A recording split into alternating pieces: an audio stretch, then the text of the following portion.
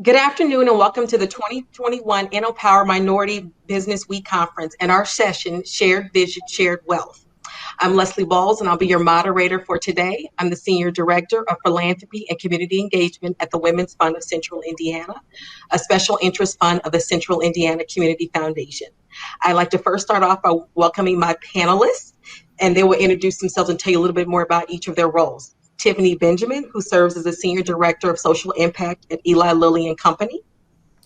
Hi, I'm Tiffany Benjamin. I serve as the Senior Director of Social Impact, as well as the President of the Eli Lilly and Company Foundation, which means that I work on our philanthropic and community initiatives, including work associated with disaster relief, including COVID-19, global health, education, in particular K through 12 education in Indianapolis, as well as special projects and initiatives to improve the quality of Indianapolis and the quality of life of all Indianapolis residents, as well as some work focused on combating racial injustice and racial inequity. Thank you, Tiffany. Next, I'd like to introduce Claudia Cummings, who serves as the President and CEO of the Indiana Philanthropy Alliance. Hi, Leslie. Thanks for having me today. Again, I'm Claudia Cummings, and the Indiana Philanthropy Alliance is the state's largest network of foundations, corporations, and other social impact investors who are working to bring opportunity and greater investment in social entrepreneurship throughout the state of Indiana.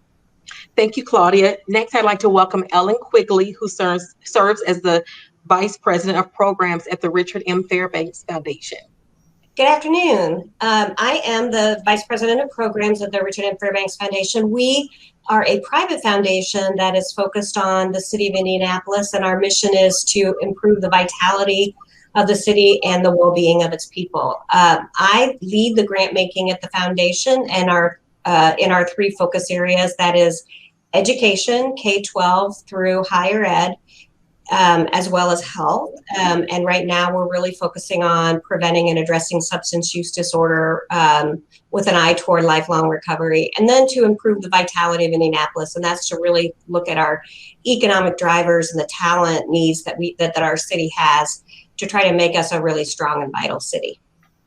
Thanks, Ellen. Now, last but certainly not least, Joyce Rogers, who serves as the Interim Executive VP at the Indiana University Foundation.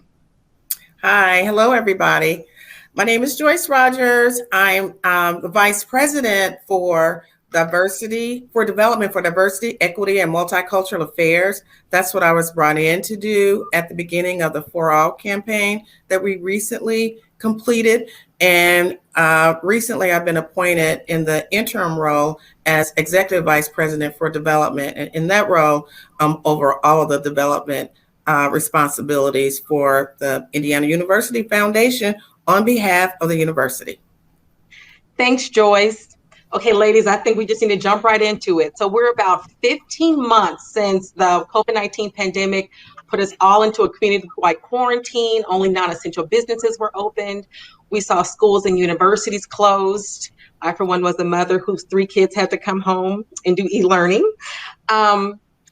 But probably even more importantly than that, we saw, we all were kind of at home and watching as George Floyd was killed by Derek Chauvin. And because of the pandemic, we weren't able to turn our eye from that. Probably at another time or another place, people would have been going about their lives, but the pandemic caused us to pause. And so that tragic 9 minutes and 29 seconds really invigorated this multicultural movement that was led by Black organizers. And so as we think back over this last 15 months, can you share with us what challenges has your organization faced since the pandemic and the murder of George Floyd? And then over that time, what additional resources were required to meet those new challenges? Yeah, absolutely. I'm happy to go first. Thanks, Tiffany.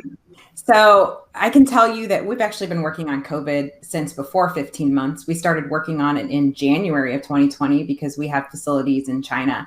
So I'm going on a year and a half longer of having worked on this COVID work.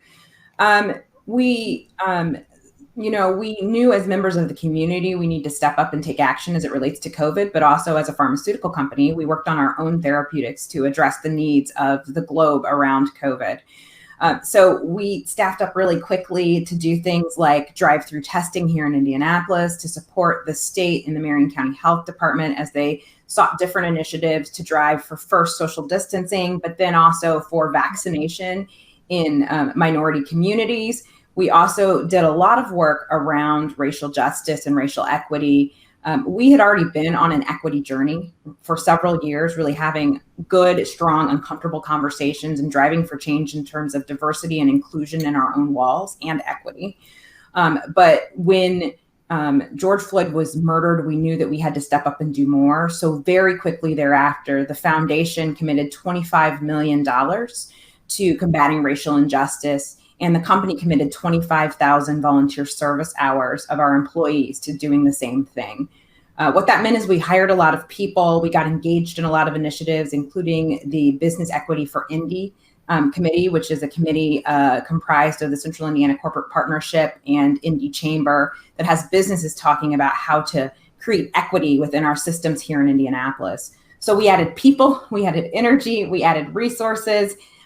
We worked around the clock, and we're still doing that to address the needs of the community. And frankly, from a foundation standpoint, we also named the work. So we actually established a focus on combating racial injustice and racial inequity, which had been underlying in our work for a really long time. But we thought this is the moment to name it as something we are going to be explicitly focused on. Thank you for that, Tiffany. Anyone else? Sure, I'll follow along because some of the work that Tiffany described is similar, and we worked together on some of these initiatives. Our foundation, similar to Lily, had been doing some of this work, but doing it behind the scenes, not really naming it. And just prior to COVID, we had been having a lot of community conversations with different sectors, different individuals in the community about the challenges that were being faced by the city of Indianapolis. And so we were really hearing from them the need to address racial disparities in health and education in particular.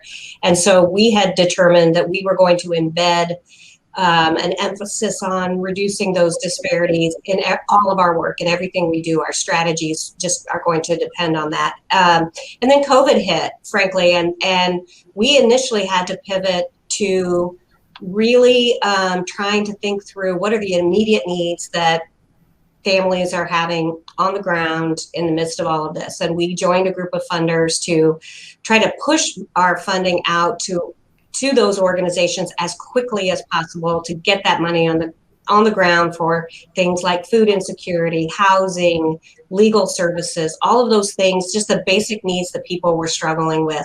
But at the same time, we knew that there were a lot of families, including some of ours, who had children at home who were doing e-learning, who didn't have access to internet in Indianapolis. And when you looked at the data, many of those families were children of color, low income. And so we set about working with Tiffany and others to try to address some of those immediate e-learning needs. And we're still working on that. It's a work in progress, and we're trying to think more long term. So I think it really sort of brought to the surface things that were challenges for many years, frankly.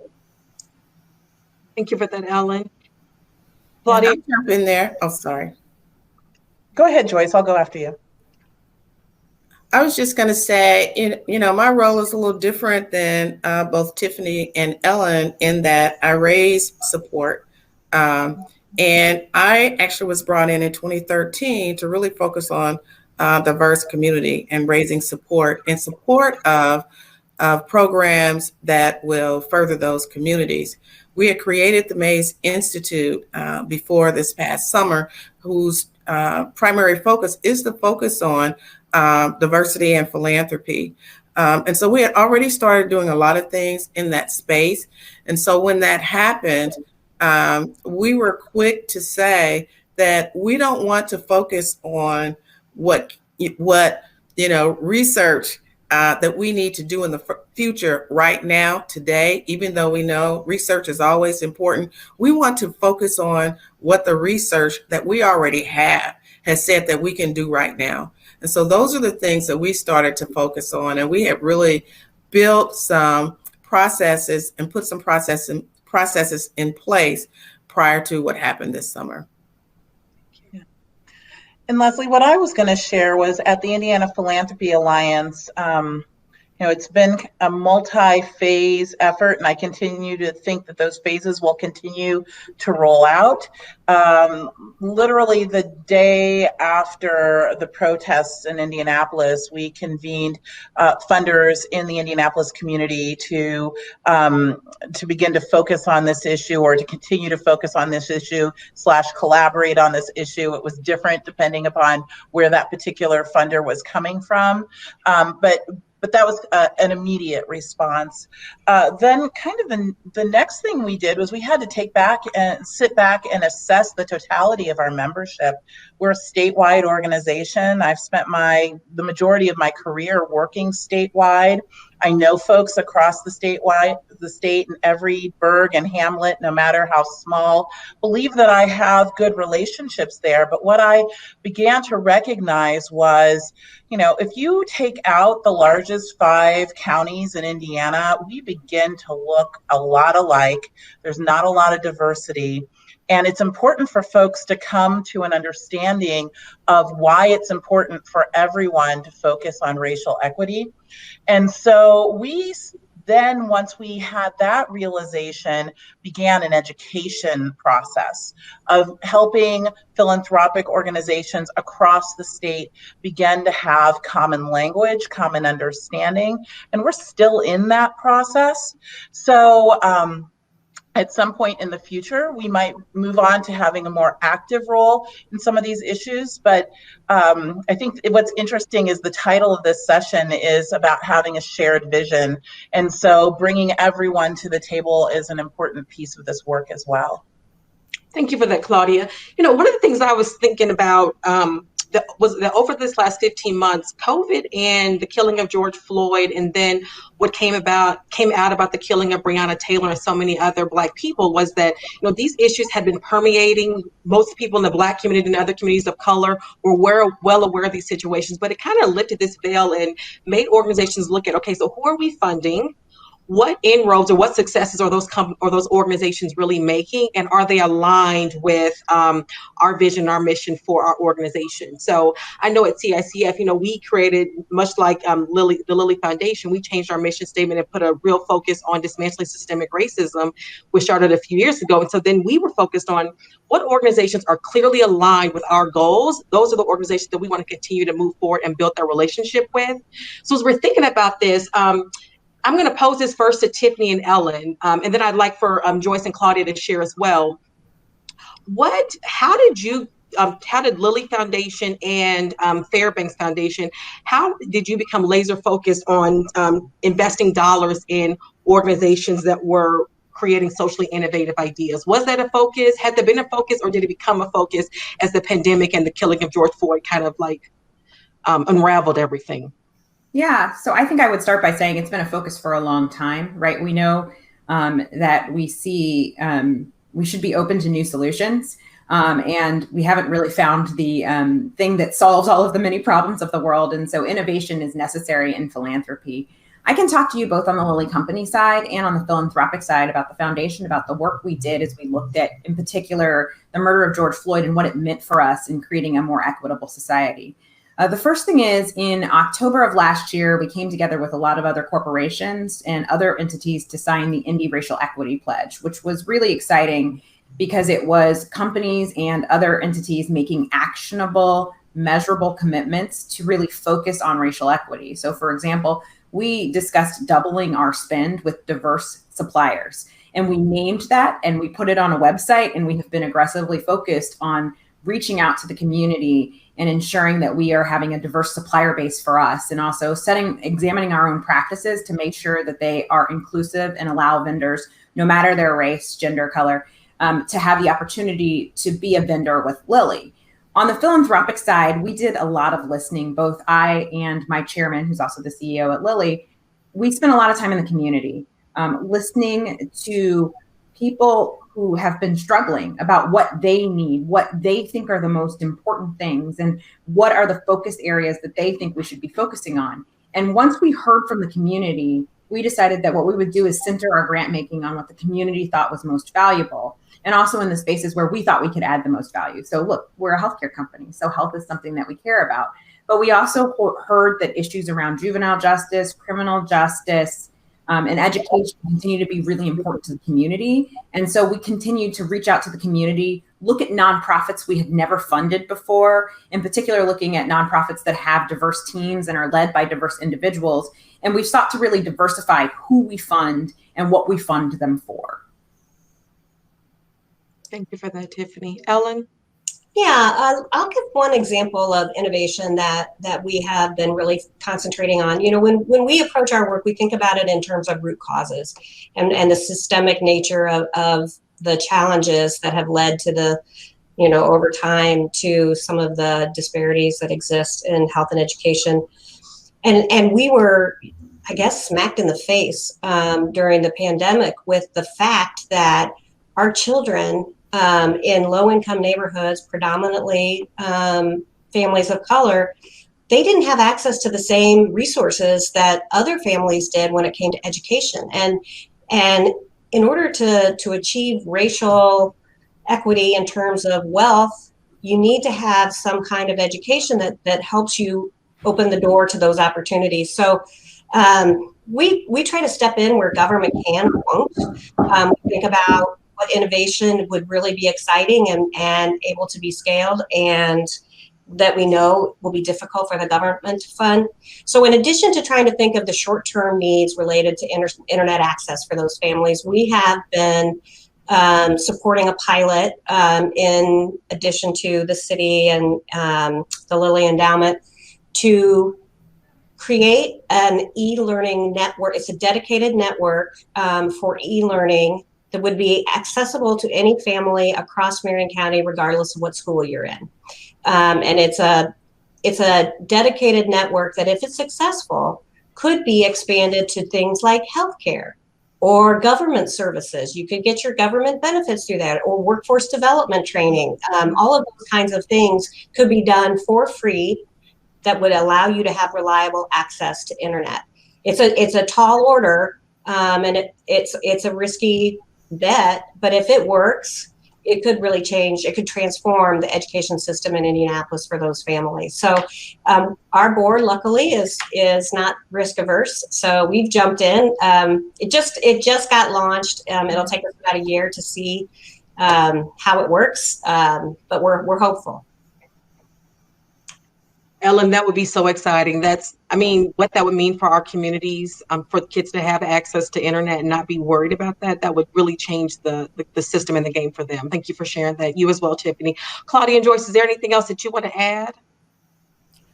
The only thing I would add is that, we need more of our leaders in regards to nonprofit organizations, especially those representative of underserved populations, to understand how to raise funds. You cannot be a successful leader of a nonprofit organization if you don't know how to raise funds. And, most small organizations, especially those that we lead, we think that the way to raise funds is corporate sponsorship. And that is the very least way to raise funds. So there's the fundamentals of understanding how to run a nonprofit organization, but there's also the fundamentals of how to raise money. And I'm just going to be candid and say there's not a lot of people that look like me in this space. And if you don't know how to raise money, it's going to be very, very difficult for you to be able to diversify funds and keep your organization running well into the future. And so I am just hopeful. I know, that's one of the things that Mays Institute wants to do, is to look at growing more fundraisers representative of diverse populations for this entire nation, because we just don't have that. And when, we have a country where even the larger foundations, less than 10% of the foundations are headed by people of color. And one of the chief reasons for that is lack of fundraising, in addition to those fundamentals of how to run a nonprofit organization. Joyce, thanks for sharing that. I've been a fundraiser, was a fundraiser at IU, at the Indy campus, was a fundraiser at the University in Louisville, and lots of other places. And the one thing I always say is nobody can speak better to our work than we can. But typically in spaces, you are the only fundraiser of color, and you're having to teach people how to talk about our work, because it's easy to use that deficit framing language and make someone else out to be the savior of the community, instead of saying, no, these people have their own, they have wealth, they have resources, they just need the support systems wrapped around them to help realize their dreams and their goals. So thanks for sharing that, Joyce. Absolutely. I want to stick with you though, because you represent a university, and we saw, over the pandemic, so many colleges and universities had to send students home, and then they went virtual as they were trying to figure out, what the next steps were going to look like. At IU, you represent over 90,000 students at 7 campuses and 2 regional centers. And so I'm wondering, particularly in your role and the work that you've been doing with Mays Institute, and now your role as interim executive VP, have you seen increase in scholarships and dollars geared towards Black students? And do you think that's necessary if we're going to really achieve this like shared success and shared, particularly financial success for students of color? Yes, absolutely. One of the things is the university allocated $1 million focused on African-American / Black students because of all the health and mental health issues specific to, the pandemic. A lot of times that college student is the go-to person for the family. And so when things start to blow up in the family, it's like, hey, we need you here. So they needed specific counseling services. They needed to have more intensity around health and all of those things. So there was that dedication. We also knew that they had a lot of issues in regards to being able to stay involved and stay in school. And so we created a scholarship fund. We actually had a moratorium on asking when the pandemic hit at Indiana University for several months during that process, just to give our donors and prospective donors an opportunity to focus on themselves and just to say how thankful we have been for past year's support. But we did set up a scholarship fund, 2 scholarship funds, and one was set up specifically for African-American students to help them with their emergency needs during that time. That is so good to hear. Okay, ladies, so this is I want to tell you one of my biggest concerns. We're starting to open back up, and I feel like with opening back up, with this desire to get back to normal, there's this, and also with the conviction of Derek Chauvin, there's like this idea, like we've got to get back to the way it was. And I'm afraid that we're going to lose sight of, first of all, we're going to fantasize about what was and how great that was when we still had work to do then. But then we're also going to lose focus on the work that we've been doing and the momentum that we've created over the last year and a half. How do we keep organizations laser focused on communities of color, but in particular the Black community, as we kind of quote unquote get back to normal? Yeah, well, I can start on that one, Leslie, and say one of the things that we're doing at the Indiana Philanthropy Alliance is bringing funders together specifically around topics related to equity. So, for example, just this coming week, so it'll be new and fresh, we are launching our Health Disparities Collaborative, which is going to take a deep dive into root causes. It's being led by the Dean of the Fairbanks School of Public Health, Mr. Paul Halverson, Dr. Paul Halverson, along with a philanthropic leader from the Fort Wayne area.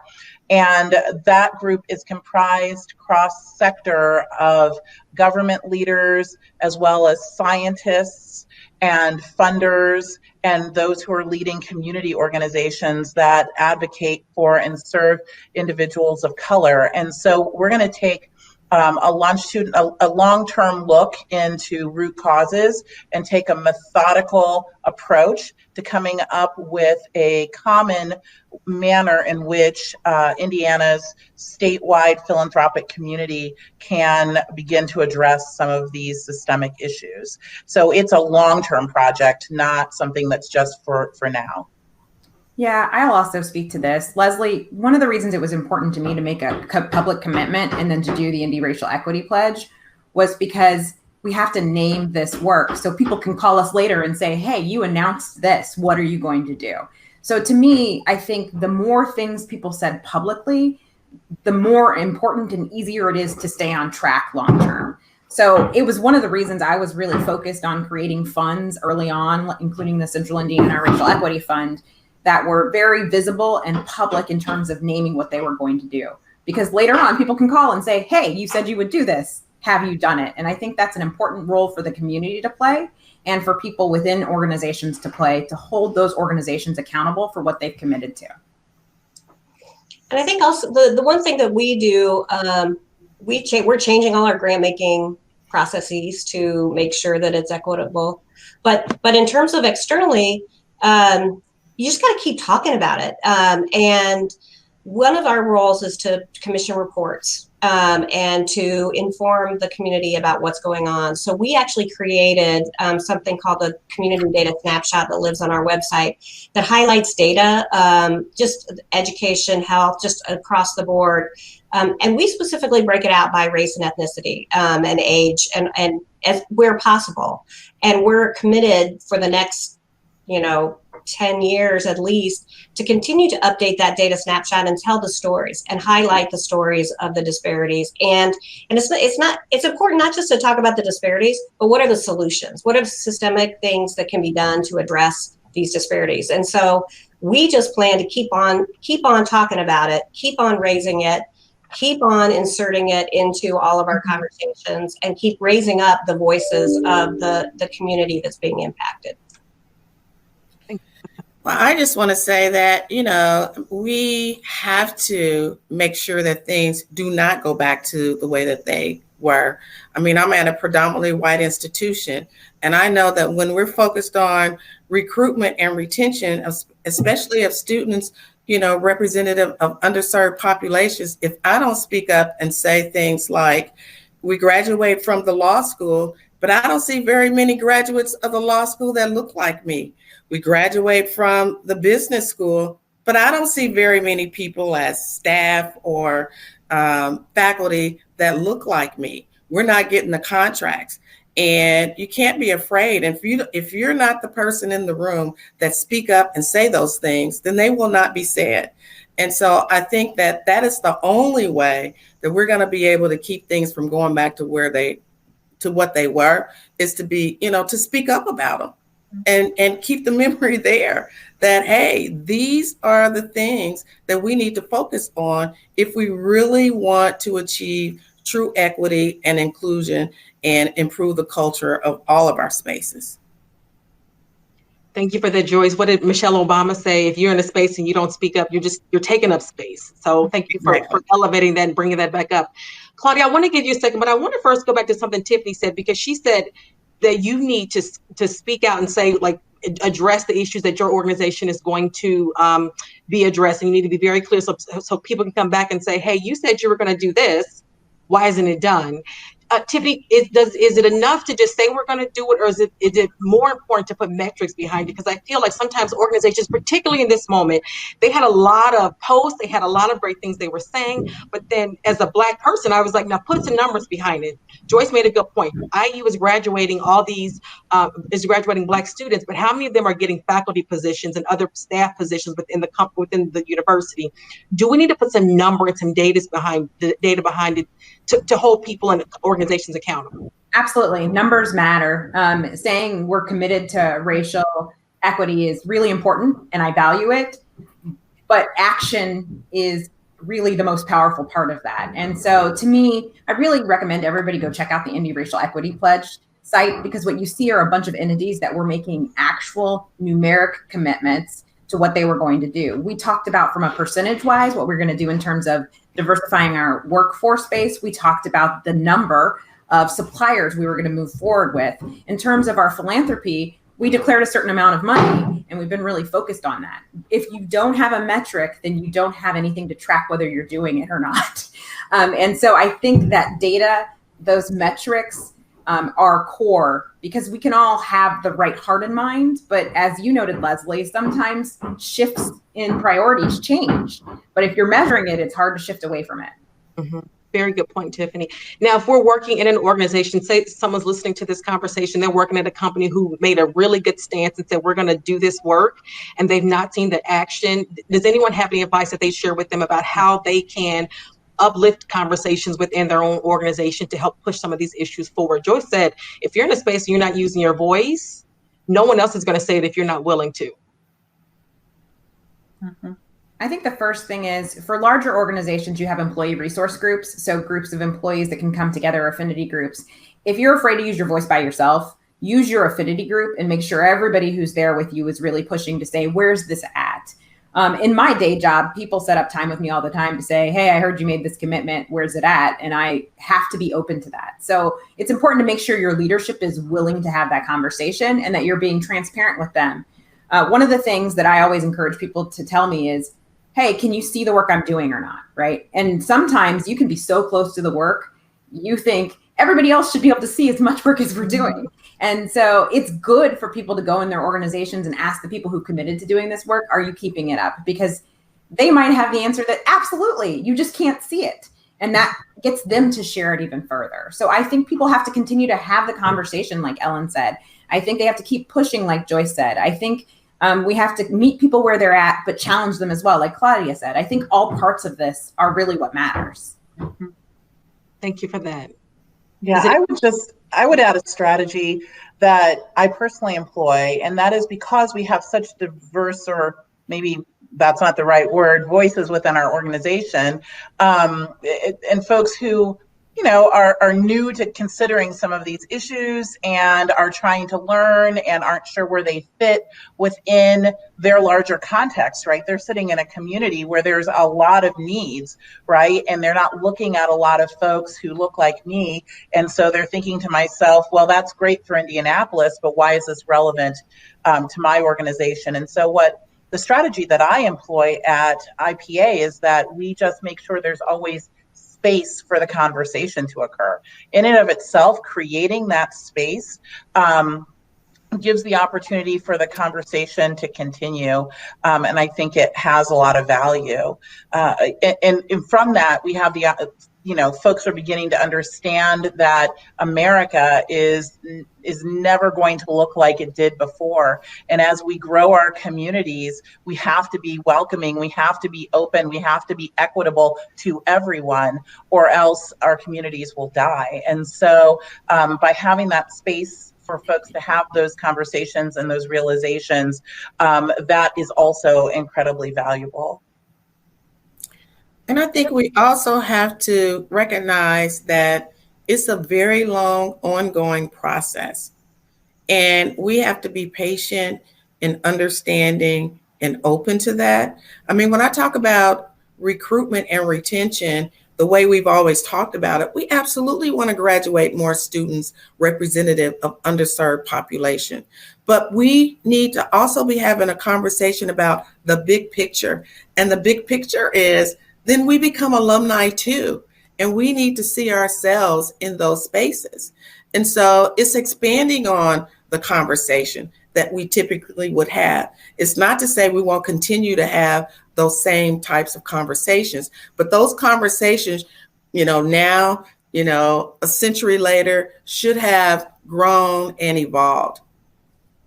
Thank you for that, Joyce. That's really important. Thank you for elevating that. So across our country, particularly over this last several months, we've seen policies being introduced at state and local levels that, could have very damaging impacts particularly to Black and Brown communities. And I'm thinking about some policies we've seen elevated about, if people are protesting, they can get charged, and the charges can be high as a felony. And then we've seen attacks on the voting franchise, closing locations, limiting hours, limiting locations where people can vote. I want to pose this question to the four of you. Do organizations have a role in addressing these policies? And if so, what's that role look like? We saw in Atlanta how organizations came together and, signed a letter saying, we're against, these restrictive voting laws. Do we have those, do organizations play a role in that? And what does it look like? I would say absolutely. I think we've seen it a lot in the last year. For example, early on, and I think October again, there was a movement within the city of Indianapolis to change the composition of the General Orders Committee, which is a police oversight board, to ensure that there were civilians who got to participate in that committee. And what you saw were a lot of different companies and other entities going forth to write letters and suggest that we thought civilian oversight of policing was important, along with police, together collaboratively. In fact, we had an executive who went and testified on behalf of that. And so we've seen instances of that from the corporate community. We also saw the corporate community speaking in support of ensuring that voting was equitable to everybody when these issues came up in Indiana. And so I think what you've seen in the last year, and frankly, over time, is in particular when it comes to corporations, our understanding that we are part of the greater community, and our employees and our shareholders and our stakeholders expect us to stand up for what's right. And so we play a huge role in using our voice to make sure that the world is a better place. I think I would like to go a step beyond that, because Tiffany's absolutely right. Organizations can and should do what she has suggested. But I also think, and I'm speaking from my experience working in the political world for elected officials, working for Mayor Peterson, and then as Congressman Andre Carson's first chief of staff. And that is, I think that individuals I think people don't realize the power of their voices. You have a voice and you should raise it. I mean, voting at the ballot box is, that is essential, but it doesn't stop there. It doesn't stop in November. I mean, you have the ability to speak your mind and speak your voice and speak your truth throughout the year. Elected officials, I mean, they may not like it sometimes, but they depend on it. And I know they listen to individuals' voices. So, there's nothing better than having a constituent who says, here's what I think about the current policy, or here's what needs to change, and here's why. And even better if they have organizations aligned with them and solutions to offer to that elected official. Because oftentimes elected officials, they're operating in a vacuum without really knowing what their constituents want or need, or what those solutions are. And so it's a lot easier to go along with something that someone else has suggested because you don't think, it's going to affect your area or whatever. So I would just encourage people, speak up, figure out who your elected official is, write to them, call them, ask for a meeting, join it with affinity groups with other individuals and organizations who care about the same things. Go as a group and say, here's what we think, and here's what we think needs to change. I mean, there is no more power than that. Thank you for that, Ellen. Claudia, Joyce, do you have anything to add?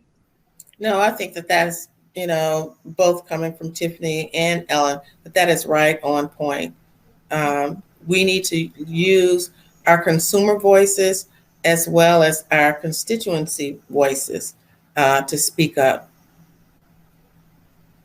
Thank you for that, Joyce. Go ahead, Claudia. I have nothing to share other than this. I've spoken a lot about our outside of Indianapolis members at the Indiana Philanthropy Alliance, but some of our strongest members are represented on this panel in CICF and Fairbanks and Lilly Foundation. And so the work and the voices that they have are extremely strong and powerful, and I appreciate all of you guys for your work. Thank you for that, Claudia.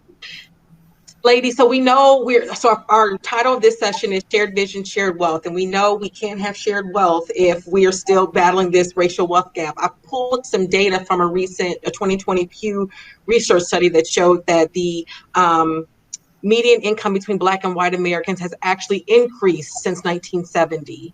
And so I wanted to ask you, each of you, how has your organization helped to lessen the racial wealth gap? And then are there any plans for you to continue to do some more work in the future? Yeah, well, we're having a symposium this October specifically on closing the racial wealth gap, where we anticipate having corporations and foundations from all over the state. We have some national speakers coming in, and we're really going to take a day to reflect on the importance of two particular aspects of that work. One is in career preparation, education, workforce development. I know that this conference is going to be focused on those items as well. And in particular, how can philanthropy engage in those efforts? And then the second area is really how can philanthropy use its wealth to bring more resources to communities of color. So we're really going to be focusing on how to utilize more than just what we call the 5% required payout from foundations that's done in terms of grant making, but even how do we utilize the funds that are in our endowments, the 95% to make impact investments or to make loans to individuals and things of that nature, and how to do so safely and how to know how to get engaged in those kinds of work. So we're super excited about that work that we're going to be doing in October, and then having follow-up conversations all over the state to localize some of those learnings. So that's one thing that we're doing. Listen, the economics are important. I have construction in my house, so sorry. The economics are important, which is why we've done things like supporting Black-led VC firms and other firms that have been focused, including a $30 million commitment to a fund that was focused on health equity innovation in diverse and minority communities that's actually led by a group of diverse investors. And so we get that the economics part is really central to this. So we've got to do some work in that space. And frankly, we have to keep talking about it, right? We have to talk about the economic inequity and how it impacts everything, whether it's education or housing or healthcare. And we have to embed that into all of the work that we're doing. I truly do believe that, education doesn't just change lives, it changes generations. And I've worked, from every spectrum of education. I spent a lot of work on working on reforming, the childcare system here in the state. I think that the more resources that we have to support families, to make sure that that our students, our young kids, get an early start so that they can compete in mainstream. That is so important. Of course, it's so important for us to have as many resources as we possibly can to make sure that we help to remove barriers, because by the time they get into a four-year school, a lot of those students, they have come through and just conquered a lot of things. And they are still a major force in those families. And we need to make sure that we're providing the support and the emergency support that they need so that they can continue to be successful. And we should make sure, not just in Indiana University, but all of our universities, that we make sure that our students begin to see the possibilities for them while they are right there with us working on getting that education. Yeah, I'll follow on that, Joyce. That's a great point. And then when you think about, the students have gone to all this, financial, they've gotten the education, but doors still seem closed to them. Yes.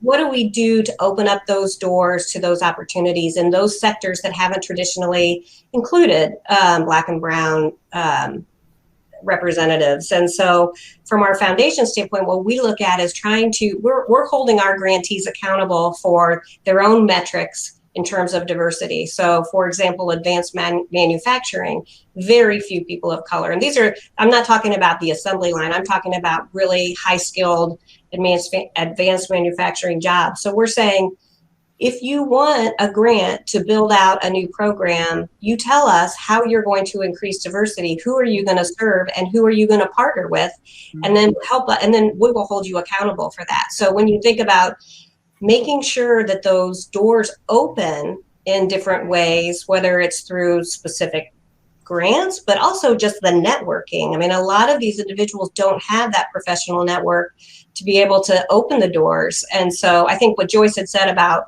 trying to build those networks of individuals who've gone through it, and but it goes beyond that. I mean, I think that the folks in the businesses who look like me have an obligation also to try to figure out ways that we can do it differently so that we can help open those doors. And I just want to add too, internships, paid internships, bring students in so they have the opportunity to get in on the ground floor to see how things work in the working world. We have a donor that actually has an internship in the foundation to bring in students representative of underserved population so they understand what it is to work at a foundation, whether you want to be on, a major gift officer, or you want to be in HR or finance or an investor, but to get them into the foundation so that they learn what it is, how it works to be in a foundation. And then we also just had a donor that created an internship, a paid internship for students to work in our cabinet level offices to understand how those offices work at the top level of the university as interns. Thank you for that, Joyce. I love how you said paid internships. Paid. We forget how, like, kids who are already at the bottom, like, I can't have an internship for free, and so then I'm already behind other students, and those students tend to be white students who are ahead of us, and so we're never going to have the skills that companies are looking for if we don't get those internships. But you made a good point; they need to be paid. Yes. Okay, I just got to notice we got 5 more minutes, and I'm hoping to get to 2 more questions from you ladies. So my first one is this: we saw unprecedented giving over the last year to philanthropic organizations focus specifically on racial injustice. But when we look at the giving to Black and Brown-led organizations, that those dollars aren't the same. And those are the organizations who are really tasked with and who are trusted by their communities to do the work. You know, I think about even at CICF, we were also a partner with United Way and Lilly Foundation and Fairbanks on giving dollars to COVID-19 relief. But we had an additional set of dollars that part of our neighborhood relief fund that were given to smaller nonprofits. And these are the organizations, like Joyce said, they're not great fundraisers. They're the person that does the programming, they're fundraising dollars, they're getting the food out for the students at the activities after school. And so we focus on specific dollars on that. But as we saw over this last year, this unprecedented giving, also knowing that a lot of those dollars aren't going to Black and Brown organizations, what is the importance on making sure that we're centering Black and Brown-led organizations and Black and Brown leaders and making sure we're getting dollars to those organizations as well? I think it starts training for those organizations. You know, I worked on the partnership between IU Madam Walker and the endowment, and, you know, what got all the fanfare, and rightfully so, is the restoration. But the big part of that partnership was coming up with a long-term plan of self-sufficiency for the organization, where the organization will not just survive, so that the organization can, you know, just really, really grow well into, you know, the next, 50 years. And that's what we really have to do for all of our organization, trying to focus on problem solving skills and those kinds of things, so that donors, it's about the credibility of the organizations too that make donors, especially when you're talking about private support that want to give to that organization. So I think we need more training and support for training to help strengthen our organizations, to get us ready for those types of opportunities. I agree with Joyce on the training point. I think one of the things that happened over the last year, though, that I think training on the other side, in terms of the funder side, has been really powerful for us. So I think Ellen touched on how she's re-examining, their grant applications. We're doing the same thing. So another thing that funders need to do is really think about what metrics and measures do you really need to make sure a program is okay, and what's just a nice to have or something you've gotten used to. So as funders, right, we have to get better at that. On the other side, nonprofits still have to give you data. Sometimes people will say, just give me money and I'm good with it. Well, I don't let my kids do that. I don't let my cousin do that. I don't let my car dealership do that. And so I think the expectation is that you still have to have data and metrics to show us that the work is working. They don't have to be hyper complex. It can be, we took 10 kids through this program and those kids are going on to the next grade. I mean, that's data and it matters. So I think some of this is about figuring out how to have the conversation, but both on the people who are looking for funding and on the funder side, we have to get better at meeting each other in the middle. That's exactly right. Great point, Tiffany. Thank you for that. I think I'm down to a few minutes. I'm hoping to get to this last question. What is one thing your organization is fighting for this year that you want to be successful in addressing racial injustice? If you could pick one, what would that one thing be? I think what Tiffany was just saying is one thing that we would love to have and see happen across the philanthropic sector, and that is that our members take a moment to look at their processes and make sure that they are appropriate and make adjustments to ensure that they are more equitable and that they are meeting what they need and nothing more. Thank you. I'm going to cheat and say continued collaboration. I think we can't do this work by one organization by itself, saying, I'm going to do this work. We need everybody in the community to pitch in to do the work. Thank you for that. Joyce, Ellen, anything to add? I would say for Indiana University, an increased focus on diversity when it comes to faculty, staff, and board representation. Thank you for that. And I think for Fairbanks, we want to make sure that we are doing exactly what these guys said, but also telling the stories and helping bring to light the ongoing struggles, but also those solutions. And if we can focus the community's attention on the solutions, maybe, especially for organizations that aren't used to having these conversations, then maybe we can make some progress. Thank you for that. And I want to say thank you to my panel. You have been amazing. Claudia, Joyce, Ellen, and Tiffany. It has been so wonderful to spend this hour with you. Thank you to everyone who logged in to join this conversation with us. I hope that you'll continue these conversations in your own organization so we can create a more equitable community for us all. Thank you. Thank you so much.